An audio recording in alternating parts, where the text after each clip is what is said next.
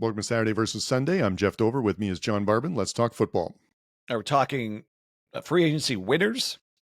And as you can see from the thumbnail, Josh Allen specifically himself was a winner, signed an enormous contract. I could say maybe the Bills overall, I guess, are winners, but Josh Allen for sure won.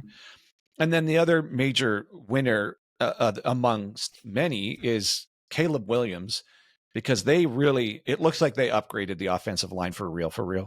And not just added names, but added guys who actually are good.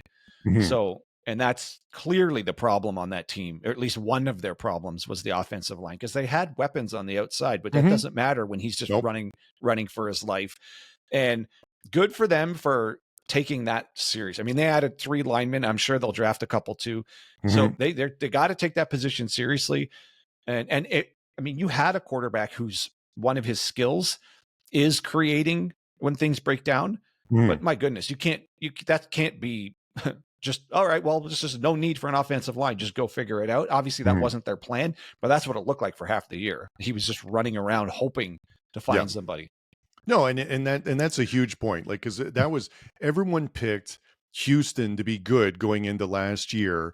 And because they had good skill positions, the defense was good, Stroud was good. Yeah. You've got all the things in place. And what was clearly the problem was the offensive line, right? Yeah. So, and that's with a Houston type team.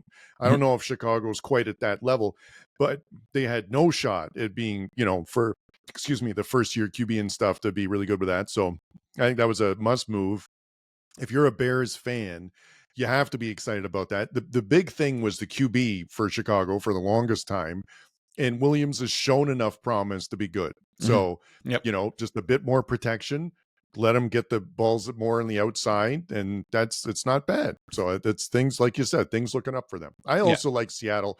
I thought that the Darnold is might not be as good as he was last year, something like that, but I think a 3-year thing at that price for like a 27-year-old, I thought was good. And we talked about in the last show that I don't understand why you lost the what's his name? Their QB, Geno Smith.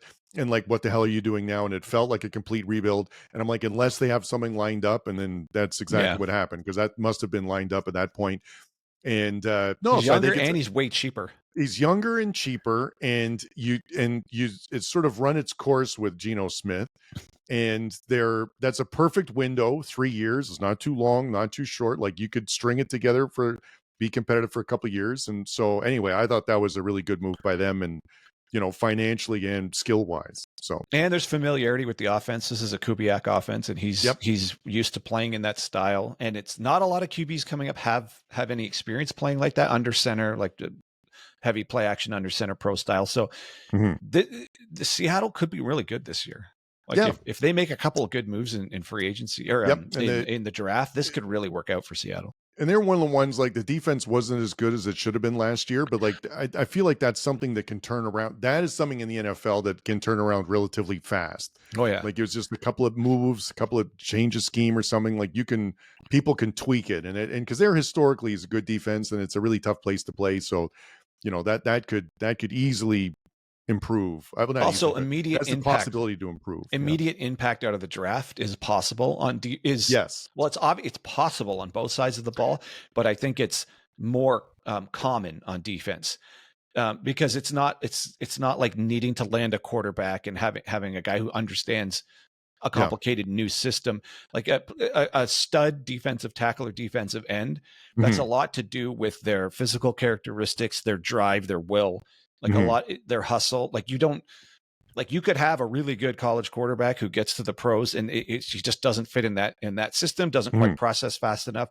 But a stud defensive end is a stud defensive end. They're going to translate to some degree, and in some cases, like what the Rams did last year, and the Eagles, they could be outstanding right out of the gates. Yeah. So the only thing that I'm worried about with Darnold, why it's not, why he didn't get on the thumbnail, is because last year he was throwing to Justin Jefferson and Jordan Addison, and this year he's not throwing to Metcalf or Tyler Lockett because they're both gone. So I don't. Well, and that's the other thing. They need to hit somebody in the draft. But this wide receivers there's a lot of them.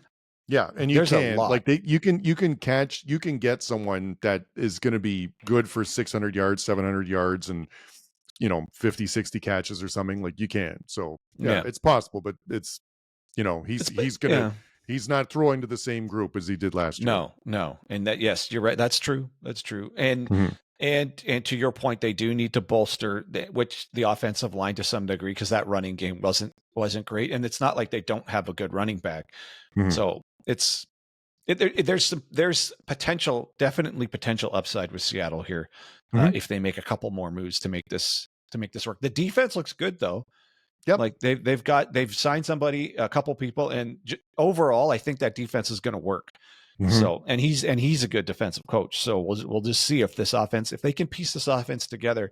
I think the Rams, I think, are the class of that division, Mhm. but I don't think, if Seattle makes a couple of the right moves, they could be right there. Mhm. And I think they could easily position themselves as the obvious second best team in that division, because the Niners are almost in a full rebuild. Mhm. And the Cardinal, I mean, who knows what's going on with the Cardinals? No, that's going to be a crapshoot as well. So yeah, no, it's the potential to be good in that division is better than let's say the Raiders was. We talked about last show, the Broncos, Chargers, and Chiefs. That's going to be harder. So yeah, they're in a better situation with that. Speaking of the Broncos, I think it's another team that tentatively we can say is a winner right now in the draft, Mhm. or in the free agency. They picked up both Greenlaw and Hufanga from the Niners. In the best case scenario, those are both Pro Bowl players. Mhm. Best case scenario. Yep. Worst case scenario, their injuries prove to be too much to overcome. Hufanga is chronically injured. When he's in there, he kind of has the Troy Polamalu thing. Mhm. His combine measurables are not, they don't jump off the page, but when you see him on the field, he's always around the ball. He's always Very in the right disruptive. place, always in the right place at the right time. Just has like that just knows where to be. He's a pure safety, Mhm. like right in the Polamalu style, where he's just Mhm. doing his own thing. You wouldn't teach it to somebody else, but he's just doing his own thing and he knows where to be. And then Greenlaw, I'd put him in the top 10 linebackers when he's healthy, top 10 linebackers in the NFL. The thing is, coming off a brutal Achilles injury, you just don't know what you're actually going to get. And that's such a scary injury to come back from for a player who plays with his degree of violence and like intensity. I just picture him something going again, but again, at their best, this is both Pro Bowl level players. Yeah. Ruptured Achilles is one of the few surgeries that the repair is really strong. So it's really hard to tear it again. So it's not like some other surgeries where, whatever you get replaced is worse than what you had before. That's pretty universal for everything. But the Achilles is not terrible. So that you can recover from that and still be a really athletic player. So, but we'll see. But it's a major rehab. So, like you said, that's something else I've really noticed this year about the free agency is really reasonable prices for people coming off the injuries, because I think in the past you would have taken more of a swing at some people, or like someone would get more money thinking about like, what if they came back to form, that'd be great. But it's really like the Bosa money really seems quite reasonable because he's been injured a lot, but Buffalo would be a great, if he had a really good edge rusher, that'd be amazing for them. But if he's completely healthy and dominant, that's a steal at that price, but he's not done that in a while. So, I think that's a right amount to go on a 1-year contract, and to spend that is actually really good. So that's only upside, I think, for them. So I thought that was good too. Got any other winners on your list? No, I like the Patriots overall. Just like when it seemed like that coming in with that much cap space, and be able to really pick who you want and have flexibility for that stuff. Like, and they've always had, that team has always been like a really good defense, first, even with Brady, like it was defense first, and then like just enough to move the ball around and stuff. So, and May seems pretty good. So, if you have a solid again defense, and then try to put some pieces around May, like that's not bad. So, well, and they spent some money on defense, which I think they're going to use the draft to bolster up the offense, and I think they're going to be building from the line out. Yeah. So, which is good. which you That's have a to do. smart way to You do have it. to go from the lineup. Yeah, and again, in that division, like, who knows what's going to happen with the Jets, and who knows what's going to how the Dolphins are going to be. They could be 500 or Yeah. up or above or below that. Mhm. So that you're in striking distance if you're New England there. So that's not bad. And the Commanders, they, between Debo and Laramie Tunsil, they've I mean, it's not like it's odd. You think, well, what are they doing that for? They already had a good offense. But the same thing as with the Patriots, now they can spend the entire draft just piling up defensive players. Well, and then as we talked about this with that previous show, like, you got Debo for not much, Yeah. and in that system with what Daniels does, like in the air and on the ground, I feel like it's a terrific fit, and it didn't cost much. So I think that's fantastic. So yeah, And I think the Niners are eating a bunch of that contract on Samuel. So Yep. it's like it's a good move for the Commanders right there. Mhm. So that's another one that's in a good position. The Rams, so Kupp has been released, and adding Devontae Adams is like setting the clock back on Kupp a bit. And Yep. he's Oh, yeah. he's that as long as Adams still has a bit in there, which I think he probably Oh, yeah. does. Yep. That's nice to have him there. Yeah. So That's I a don't know, definite man. upgrade, I think, at that position. And that's someone that, like, I really like Devontae Adams. He's been, arguably one of the best receivers for some time. Yeah. The Jets experiment didn't work. He knows he's getting older. And this is like, I think he fits in great with this team and the system. So that potentially could be a really nice marriage there. Mm-hmm. Then there's teams that are kind of, I don't know if we're going to say winners or losers, are just quiet right now. Just not a lot of talk about. I mean, the Chiefs have made a couple of moves here. They Uche. Oh, actually, they lost Uche. He ended up on the Eagles. The Eagles have made some moves too. Yes, a fair So bit. I think the Eagles might be I don't know if I want to say a winner, but they're doing what the Eagles do, which they look like one of the best organizations at retooling here. Yeah. And I don't think we can make a call either way. For the two teams that ended up in the Super Bowl, what can you really say about them? They're